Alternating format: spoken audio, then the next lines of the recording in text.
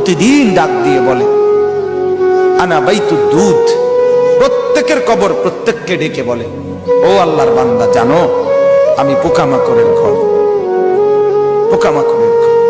তুমি তো সেই বান্দা যে একটা মশা কানের পাশ দিয়ে উড়ে গেলে তোমার ঘুম বন্ধ হয়ে যায়, চোখ মিলে যায়। একটা মশার গুনগুন আওয়াজ সহ্য করতে পারো না। একবার কয়েল, একবার অ্যারোসল, একবার মশারি, এরপরেও তুমি চাও যে একটা মশাও যেন আমার কানের কাছে গুনগুন না করে।